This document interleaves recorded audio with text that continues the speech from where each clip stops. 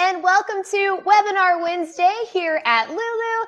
Thank you so much for taking the time to be with us today. Shout out to Pam from Marietta, Georgia for getting the chat started off. So say hello, drop where you're from, how your day is going if you feel the urge to do so.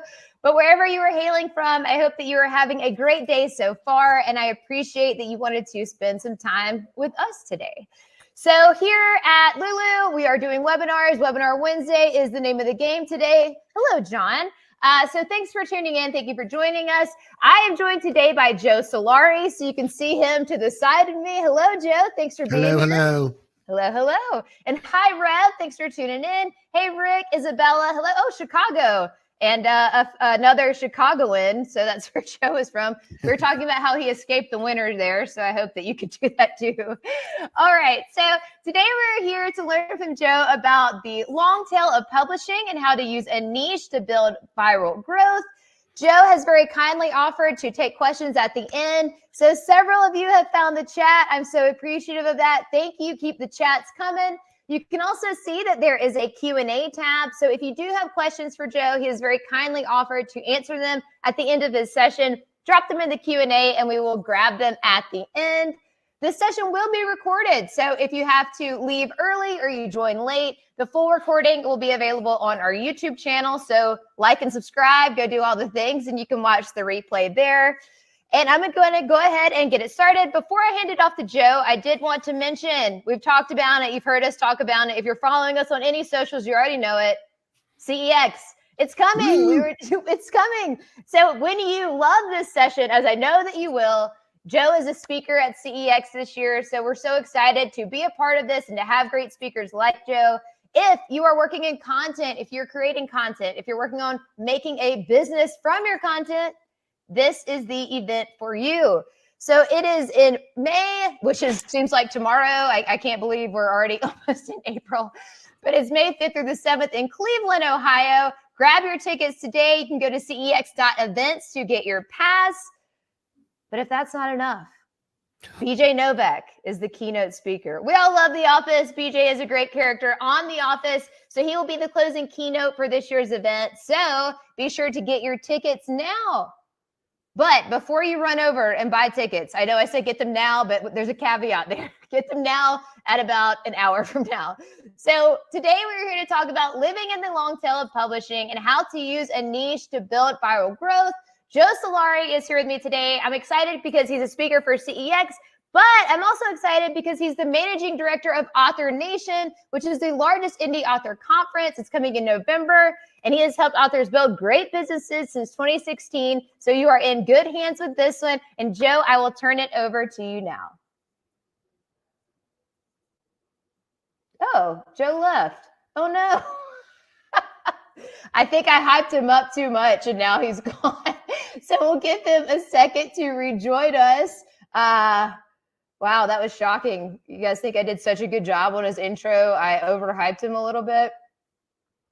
All right, let me see in the chat. Is everyone still with me? I know that Joe left, but is everyone still seeing? Is it a me thing? Let me know in the chat if y'all are still with me on this and if everything is still going smoothly.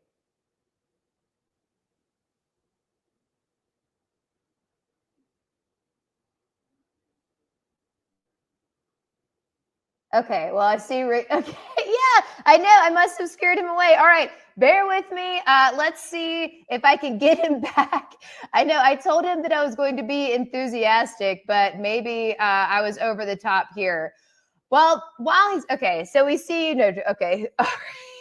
All right, well, I'm glad that you guys are still with me. I will give him a second to hop back on, and hopefully he will rejoin. Let me check my email and see if he is frantically messaging me. You know, I told him that you guys were talkative, so that may have scared him away. Let's see what I can do here to bring him back. So you guys are seeing the super behind the scenes. I've never had a guest run away from me before. So I did tell him that he will know we're live when he hears me over emoting. So if you guys have been around these webinars for any amount of time, then you have certainly know how I start them, and I try to really bring the energy. So I may have it may have been too much for him. So I'm just going to resend these links for him, and let's see if we can get Joe back on here. So bear with me for just a minute, folks. We are going to see how this goes live. All right. Resending the links. Okay.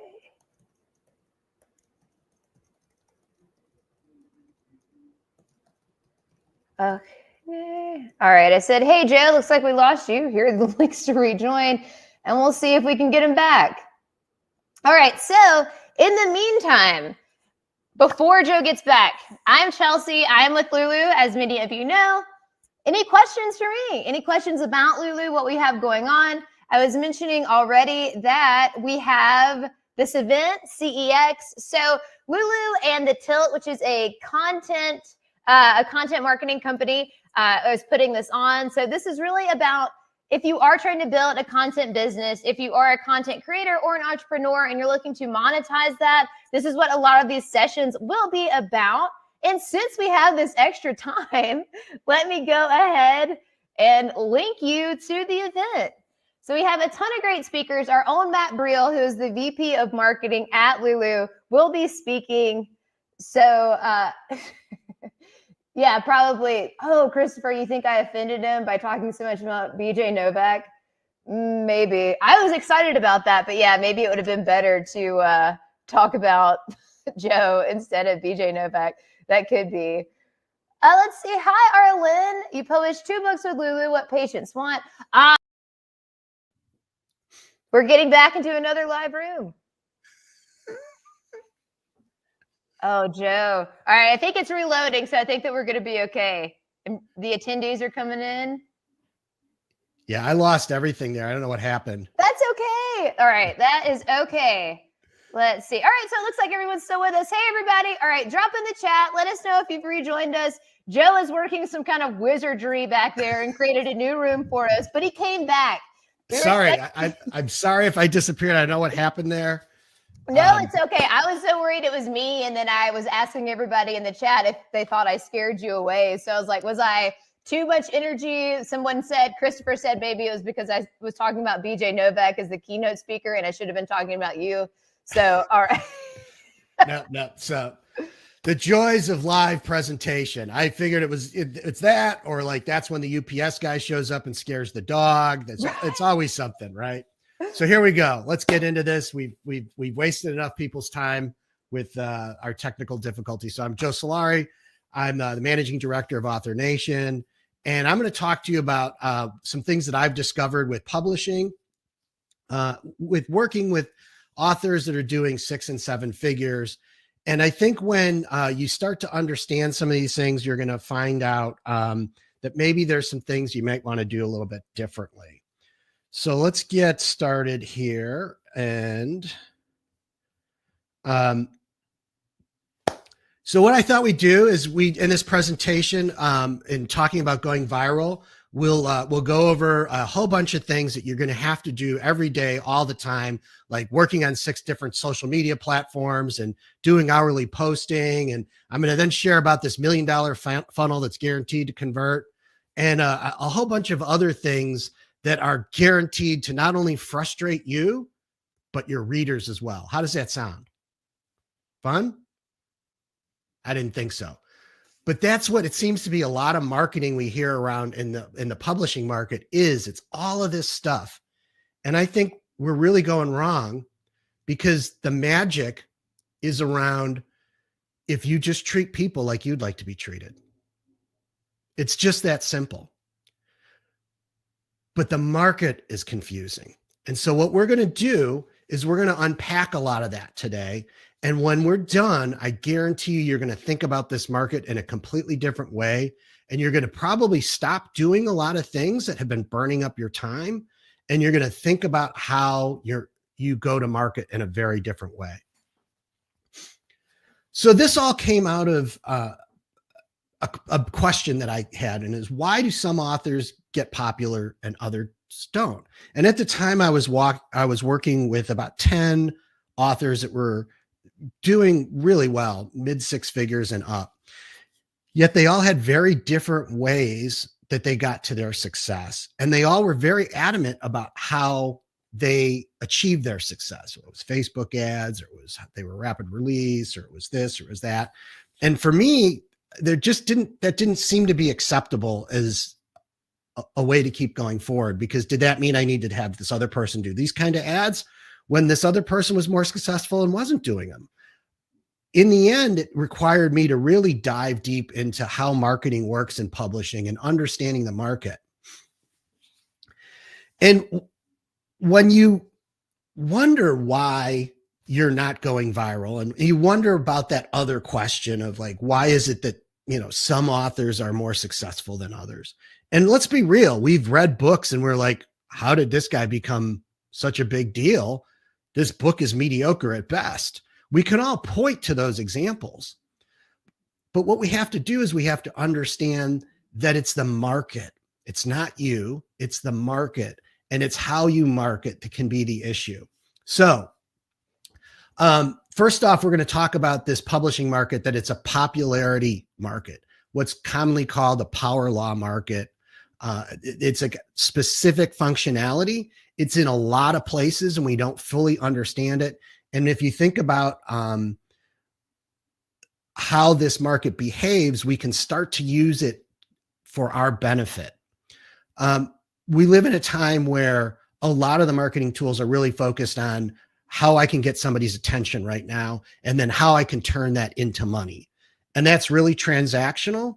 And that gets to that whole point of, how do you want to be treated? Do you want to be treated that way? Do you think you have a long-term business if you treat your customers that way? So what if we change that? And then there's a lot of confusion about virality, and there's different types of virality. And when we think about something like a viral event where something goes viral on TikTok, and BookTok is kind of a big thing, that may give you discoverability, that may get you some people seeing you that hadn't seen you before. But it's very, very different than what can happen when the social convention of word of mouth is driving your business. And I'm going to show you how that social convention of word of mouth, if we focus in on that and the niche that starts there, how that can then be amplified by the market. In fact, the market can't help itself but to amplify it. So what I'm showing you here, we're going to start getting a little nerdy here and talk about markets. When we talk about a power law market, popularity market, we're talking about there is a very big difference between the top of the market and the bottom of the market. So we talk about this long tail where there can be a lot of people in the market, but where you actually see most of the movement is in a very small amount of people. So I'm going to show you 3 examples of where that market is. So if you look up here in this, on the top left, where it says 2,200 monthly records showing a clear relationship. From 2020 through 2022, my clients and I did an experiment where we were sharing sales data with several different companies that were then scraping data off of the Audible store and off of Amazon. And what we were able to do is help them to calibrate this curve and understand how many books it took to sell to get to number 1 in the store, whether that was Audible or the Kindle bookstore. And I like these markets and talk about them for publishing, even if you are selling direct and you've got a different kind of, or a wide strategy going to market, because those models are updated on a couple hour basis. And it really is like a living model of the whole publishing market. So for example, it's kind of a stock ticker for book sales, let's say.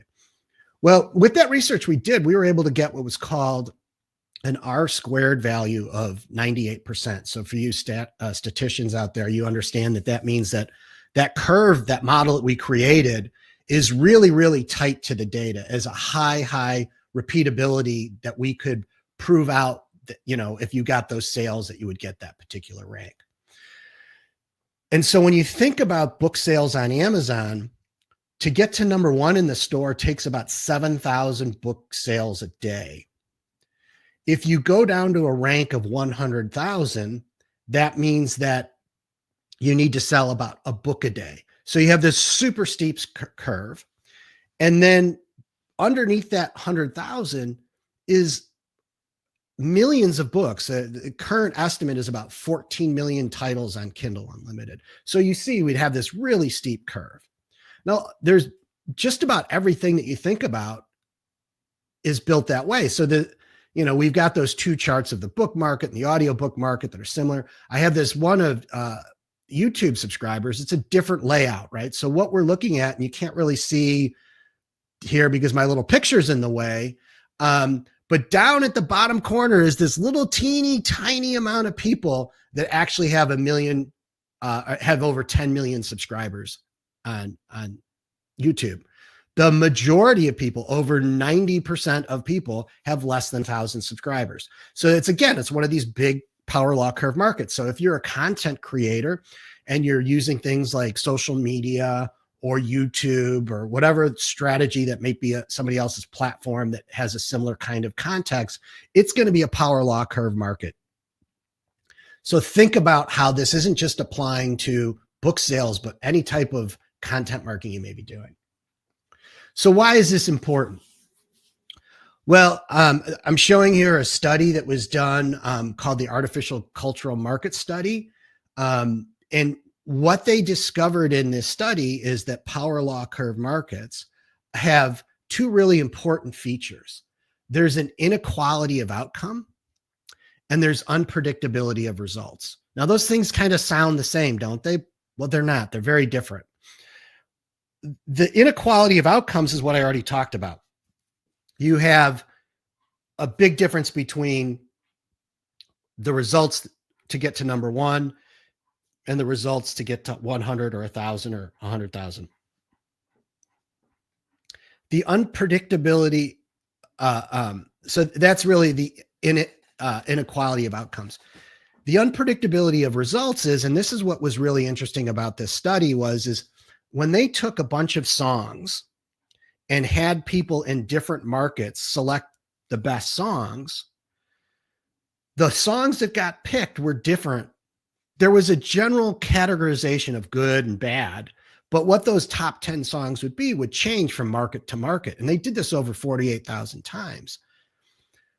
When you introduce social media and social understanding of what other people are doing, so showing people rank, giving people some idea of how things are coming in from other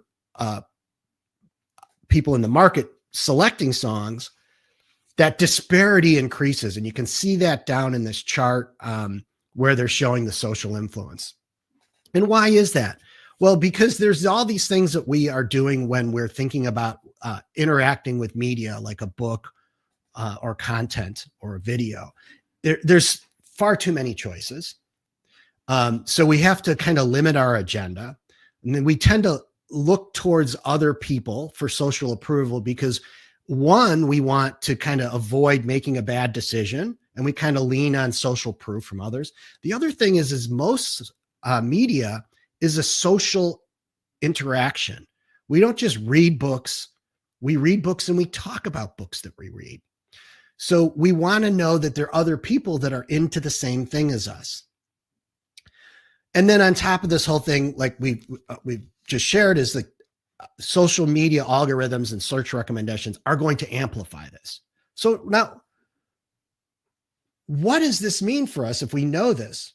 Well, we're going to change how we're going to market, because what we want to be able to do is apply what I call cumulative advantage. We want to take our marketing and start to look at small places where we can incrementally build advantage, because the marketplace by its very nature is going to amplify this and concentrate it.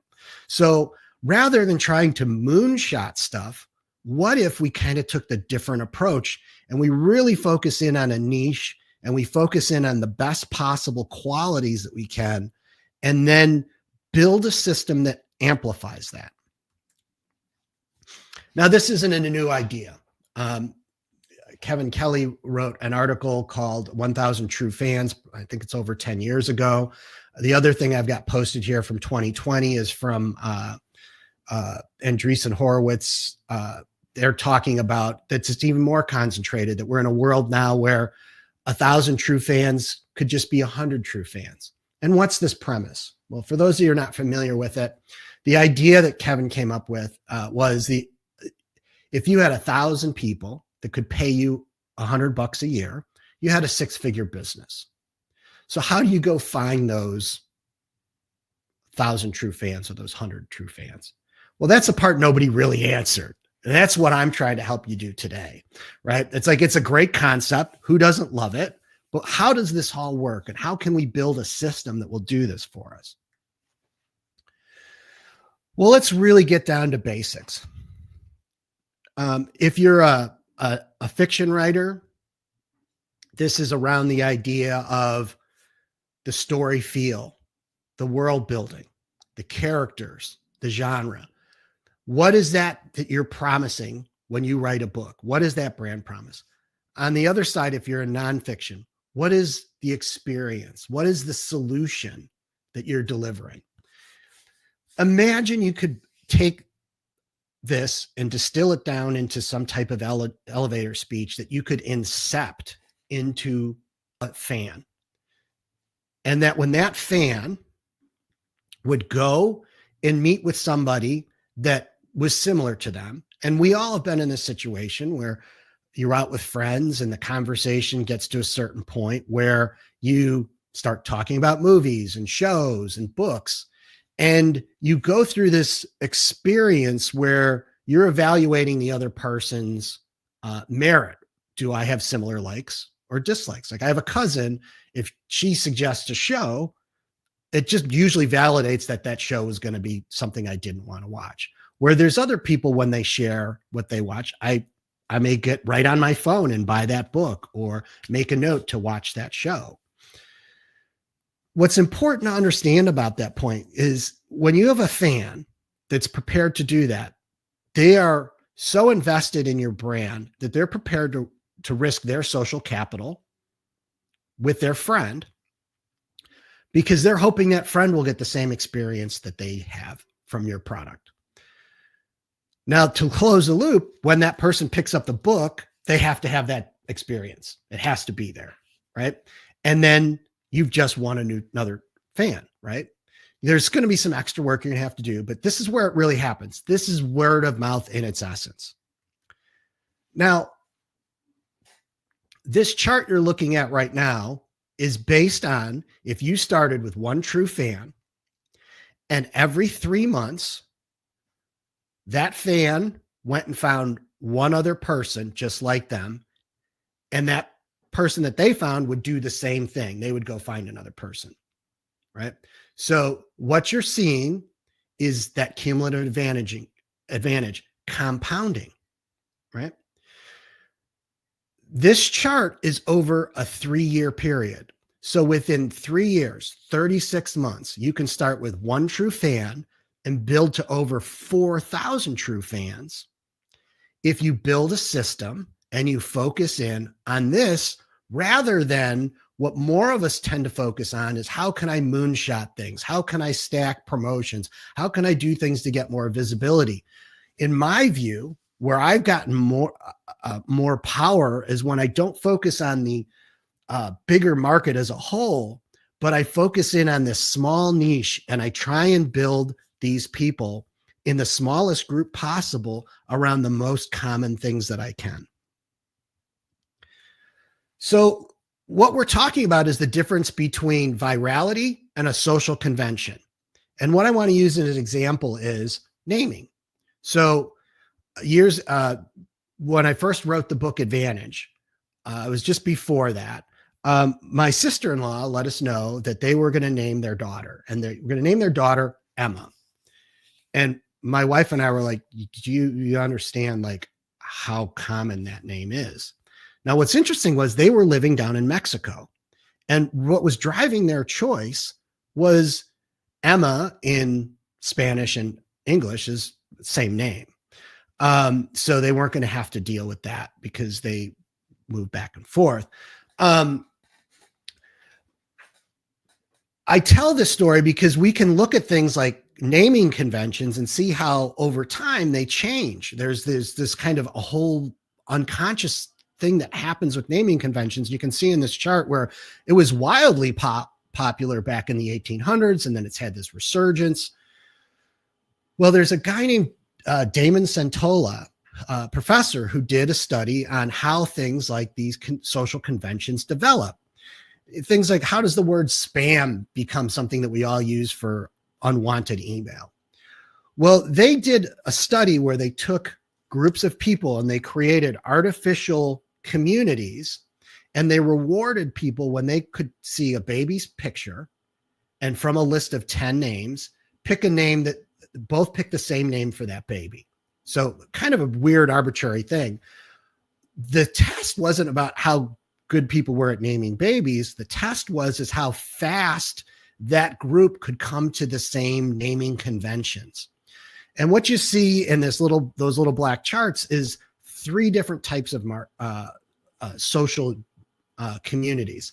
The first one is called a wide bridge network, where everyone has very strong connections, but it's to people that are close to them. The second type of market is just a random market. So there's a mix of weak connections where I might just know a person, but I'm really not friends with them, and I have strong connections. And it's kind of really what the internet is this kind of randomized thing. And then the last is what they call a homogeneous network, where everyone really has very close, tight connections within it. And what is found is in that first type of network, clusters develop. So there tends to be these little neighborhoods that get really good at naming babies the same way. The second market never, ever can spread that convention because there's not enough strong connections. And then the third market picks it up in 25% less time than any of the other types of markets. And it always gets the naming conventions right. So what I want to do is start thinking about, how can I help you build a homogeneous network of people that are supporting your brand, right? So as we're starting with that one true fan. How do we really focus on this idea of taking that one true fan, 2, 3, 4, 5, and building around this a community that has all of these features, right? There's similar interests. There's, a supportive environment. There's high levels of engagement. You're figuring out how you design this so that there's good information flow. All of these things that make a network more powerful will help this community build and help you to use that in your marketing. Now, I like to go back a layer. And while that previous slide, we were talking about some pretty, kind of intellectual stuff. The reality is whether you're a fiction writer or you're a nonfiction writer, the reason people are picking up your product and doing something with it is self-interest. The individual wants to do something with this. If it's fiction, maybe they're just looking to escape, but they're going to connect in their as this drama unfolds in front of their mind's eye. They're going to be connecting with your characters, and they're going to be imagining themselves in the story world. And that in that process, they are going to go on a journey and they're going to have an experience. So if you're a nonfiction writer, it's the idea of where that book is going to take them. Is it a solution to their problem? Is it a way for them to get to this actualization that they have that they're seeking in their life? So I look to things like these 2 books here, where we really focus in on what drives people. And when you start building your brand around these types of concepts of how are you helping people identify their purpose and meaning in their life? How are you helping them find status and control? Control is a big thing in today's world. Is how do I feel like I'm not just being shot at by a fire hose of marketing, but instead I can come onto your brand and I can self-educate and I can control my journey and I can feel like I've had control this whole time and I've contributed. When you start to build these things in your brand, some magical stuff is going to happen. Now I'm going to go full circle here, going back to that when I was doing that research on power law curve markets, and when the light bulb went on for me for this whole thing, I found a study. It was on the Japanese publishing market, and Professor Iba had done an analysis of the Japanese market and compelling evidence. Yes, it's a power law curve market, and this is how it works, and had some fancy, PhD math showing kind of how the market worked. But what really hit me was this little drawing that was in there, and this concept where they said, we believe that that power law curve markets are complex self-organizing systems. And like an avalanche, there is a compounding effect that drives things. And there's a positive feedback loop of how the market influences groups, and groups influence the individual, and the individual influences groups, and the groups influence the market. There's this big loop. And for me, it was like, this is it. If we go back and we start thinking about how we go into this niche, and we think about that one true fan that becomes 2, that becomes 4, that becomes 8, that's us stacking up the grains of sand that's going to create the massive event that the market will then amplify. And from that, I built a model, and I'm going to walk you through this model. And I hope that when you get through this, what you'll see is that it is a big positive feedback loop, and that if you are specifically, if you're going to be selling books on Amazon, it's going to fundamentally change how you go to market.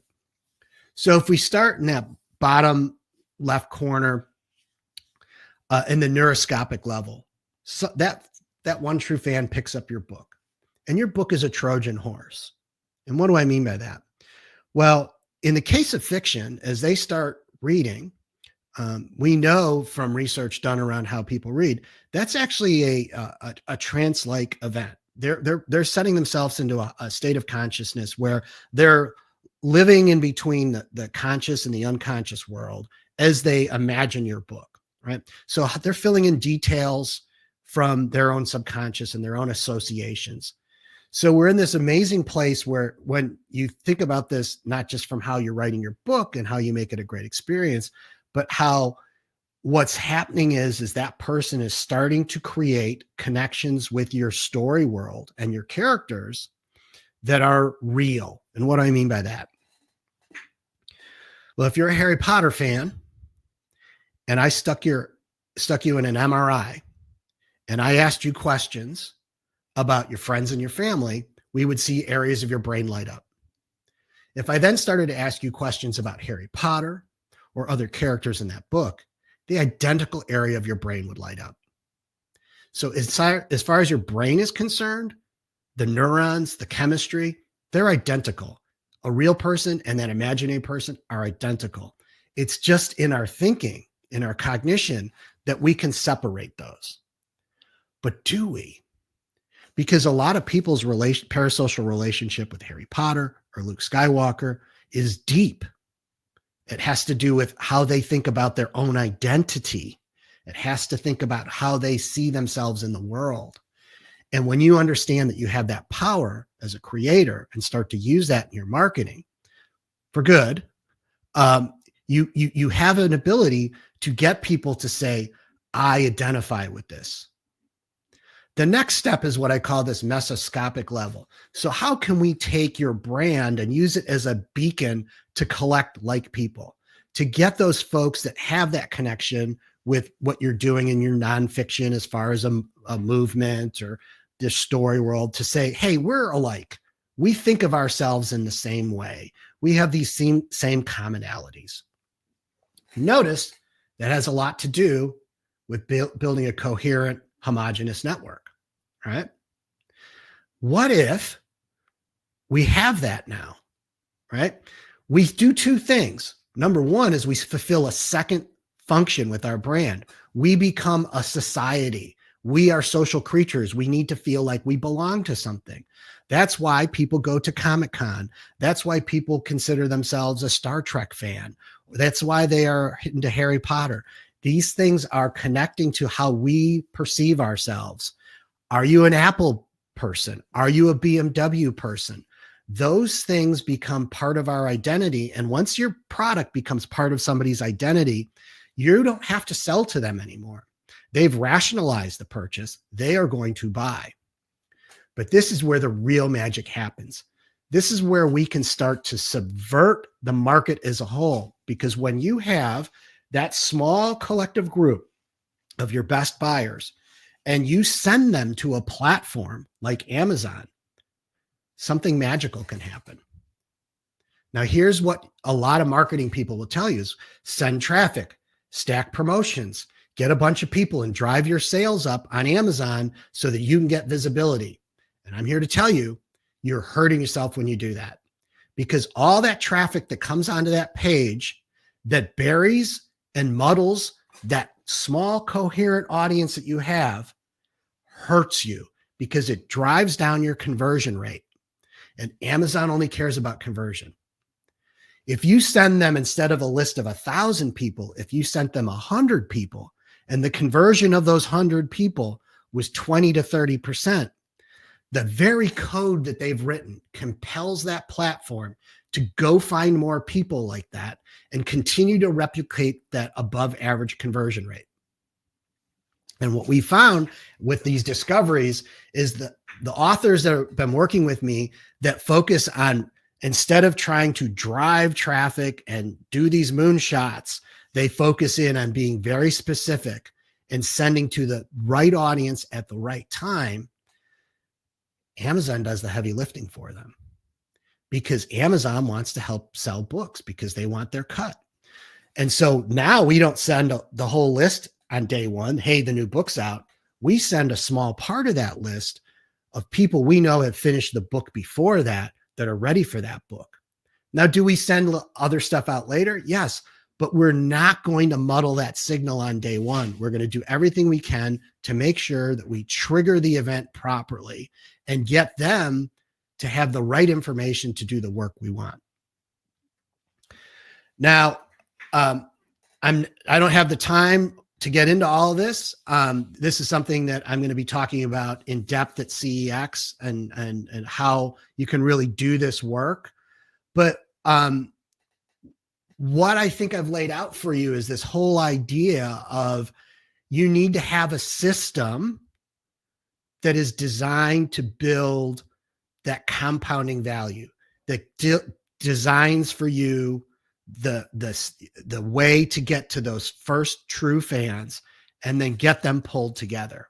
And you build that as a system, right? This is things that you can do with automation around your emails, around how you design your website, and then how you think about, in my mind, how you gamify it. So what you see on this slide is a process, and I know it's small, but understanding that when you go in here and you start to think about, first off, knowing what your brand promise is and defining that. If you can't do that, then it's really hard for you to send that clear message. But then we go over and we understand for ourselves, what's our business goal? What is the idea, the thing that we're trying to do? You know, you say, well, I want more readers. Okay, well, that's great that you want more readers, but your readers don't want to be more readers, right? We have to put a veneer on that gets you to achieve that business goal, but does it in a way that's fun and engaging for them. So how do we do that? Well, the next thing is we define the user type. So what is the particular type of person we're looking for? And I'll end on this whole thing with an example, but I want to walk you through these different steps. You have to know who you're going after because not all customers are the same. And because of what we said earlier, we don't want all the customers. We want the right customers that are going to compound more of the right customers. And then the market will go find more of those people for us. If you remember that model, what ends up happening there is when we send that signal, it kicks people back out because what happens is they get visibility of your book and they may be like, oh, well, this is for book 8 and the series sounds great, but I'm not going to read book 8. I'm going to go buy book 1, right? And it creates that big feedback loop. So how are we going to build these things? We have to be deliberate in how we build those. And so once we know the person and what we want to get them to do, we can start to piece together essentially puzzle pieces where we can use a motivation.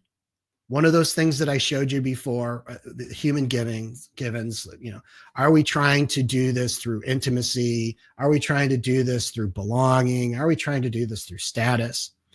We're then going to look through to what's the desired action? What do we want them to do?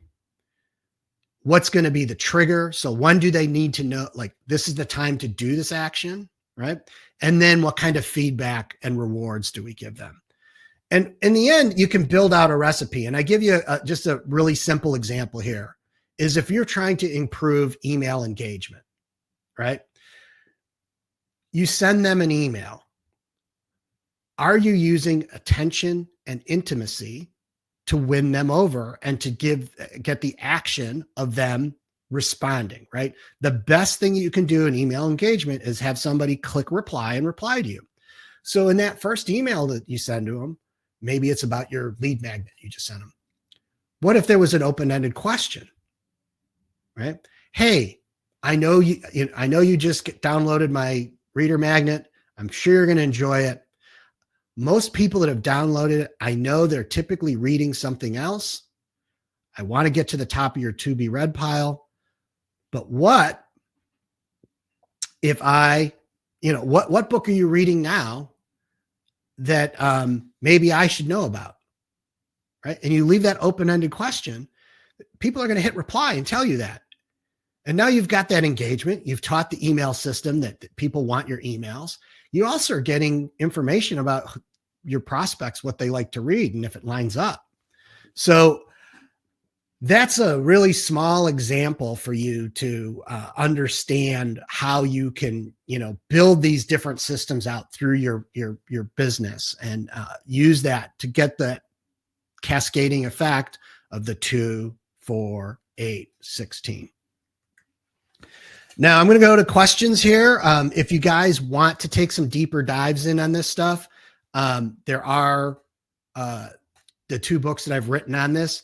Advantage is more the theory and gets into all that research, and it goes pretty deep. A lot of people, when they got done with that, were like, that's great, Joe, but now how do I do that?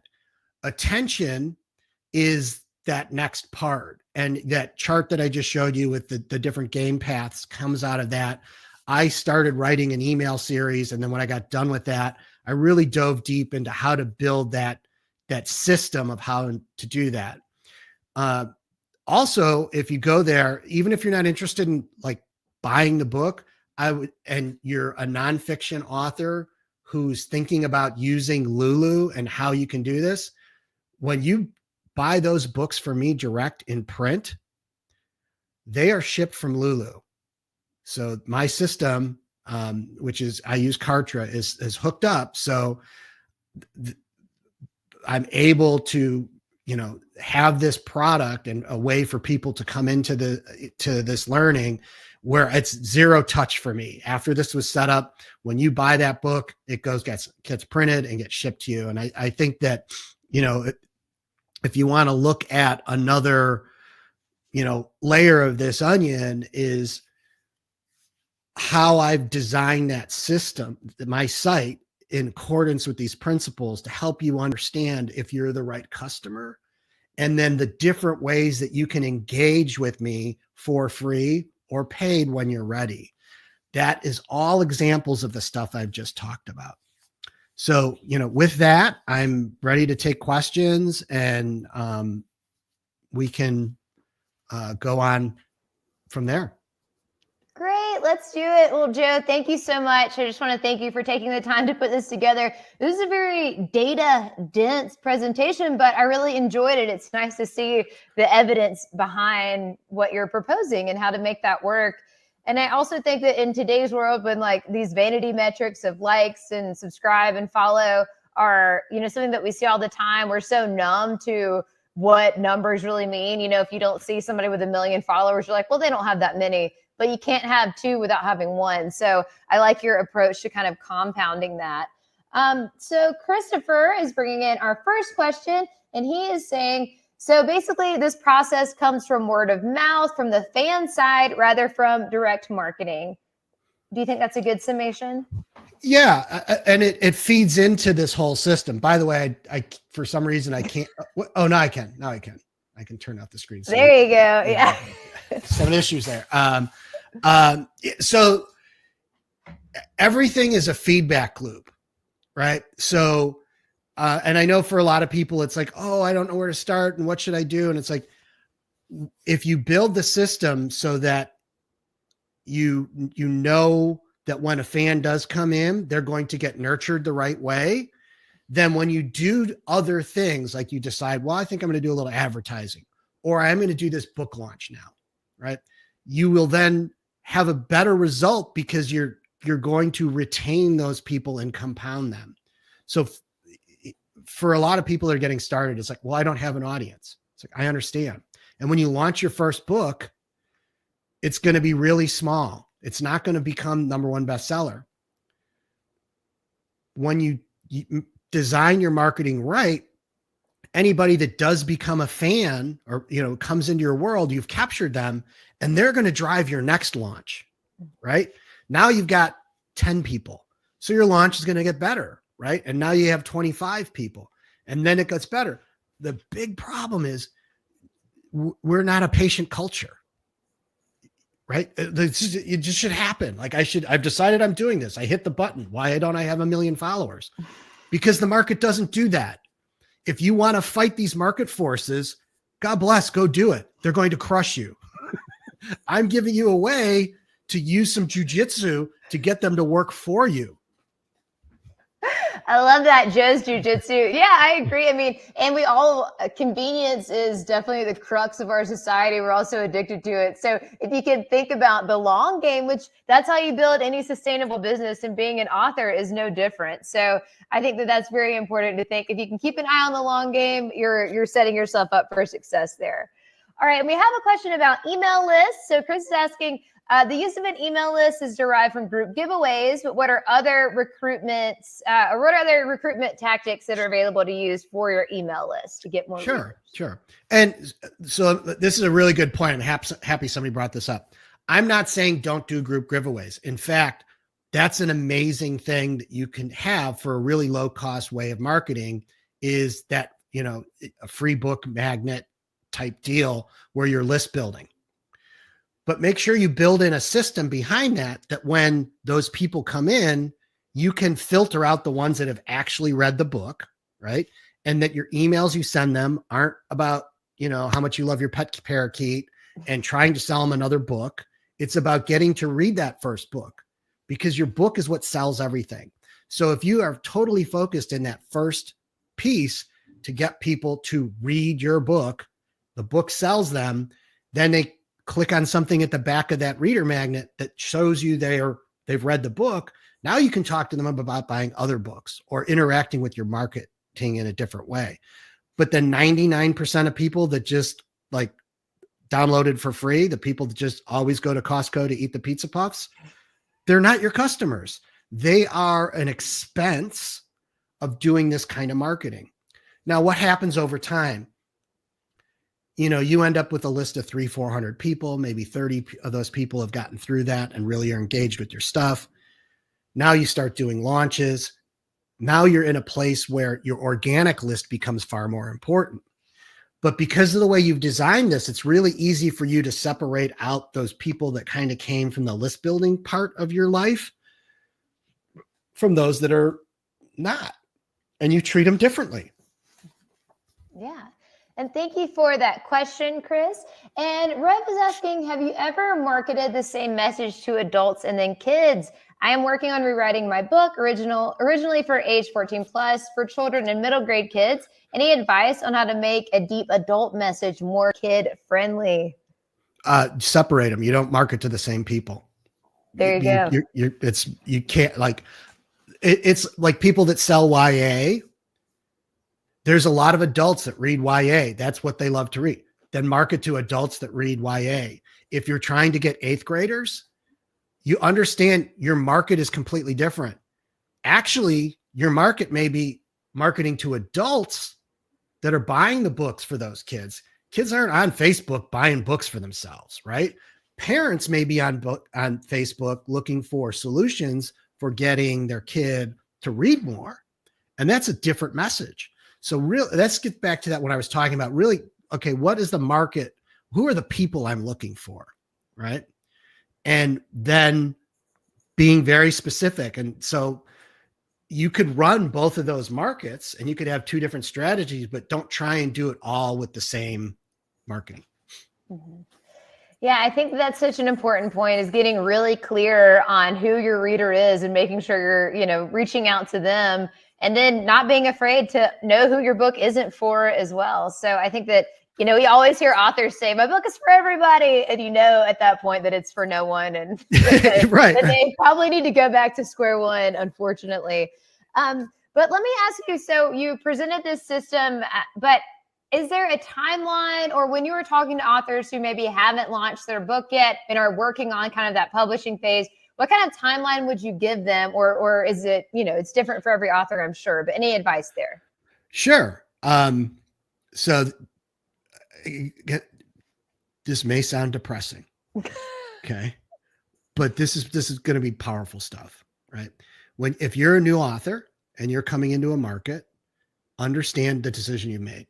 You've decided, I'm doing a startup business with a product that has been untested, and I have no customer base, and I may be going into a highly saturated market. This is the reality of publishing a book when you look at it from the perspective of, I want to make money. As a startup business, doesn't matter whether we're starting a book business or you and I decide we're going to become plumbers, which is even scarier, right? 3 to 5 years to get to profitability is the common result, right?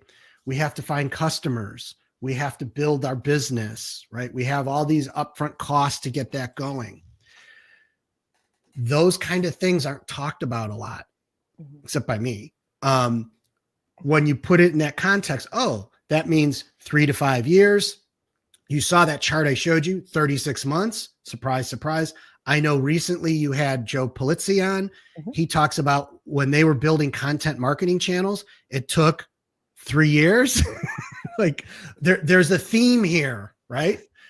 So if you're thinking this is going to happen in 1 to 3 books, you're setting yourself up for disappointment. Don't be realistic. Mm-hmm. Prepare your business to be having to figure out how it, you invest in it to get it to that point. And so it's 3 to 5 years, maybe 10 to 15 books if you're in fiction. Those are the kind of things that you really have to be realistic about. And when you take that on, it should be freeing to you, like, oh, this is reality. And it's that when I get hung up that people can do things really fast, that I put this undue pressure on myself that's unrealistic. Mm-hmm. And then are you creating the best product possible if you are trying to truncate it and say, okay, in a year, I'm going to publish 5 books and I'm going to reach 1 million people? What kind of quality is that if you're really kind of rushing through it? So. Yeah. And depending on and this is more on the fiction side, depending on the genre you're going in. So like I'm going to do paranormal romance. Okay. Everybody that read Twilight thinks that's the genre they're going to go into. Highly saturated genre. Mm-hmm. You can be wildly successful in it, but it's still got that same steep curve. And understand a lot of people have come into that genre. There's a lot of choices, and there's a lot of people that came in and never finished their series. And I would ask an author who's just getting started, especially if they're a voracious reader, when you go and you start deciding on what you're going to read, is one of your choices if the series is completed? Are you such a fast reader? You're like, listen, I'm not even going to start this thing until there's 5 books in here. Don't think your customers aren't thinking the exact same way. Mm. And so product quality is it a good read? Did I have the experience? Does this author deliver books on a reliable basis? Do they do what they say they're going to do? It's a 4-book series. Did they finish a 4-book series? No, I wrote 2 books and nobody bought the first 2 books, so I quit. Okay. I know, actually finishing and doing the thing puts you in a very top tier of people. I mean, we've all met people who are like, I would love to write a book, or I'd love to start a blog or a podcast, but actually doing it is putting you in a very elite group. And I know you just said 10 or 15 books for fiction, but even for nonfiction, I mean, so much data that we've seen and so much information is, the 3rd book is really kind of the one that might get you some traction. So again, I agree with you that it doesn't have to be overwhelming or discouraging to hear that. It can actually be really empowering and exciting to know that you're on this path that's going to set you up with a really nice backlist that'll kind of be working in your sleep as you continue taking on new projects. Well, the point I make with this is like, if you and I decided we're going to compete with Tesla.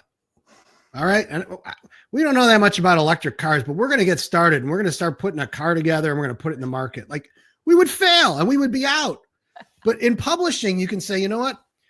I don't have this thing completely figured out. I think I can tell a pretty decent story.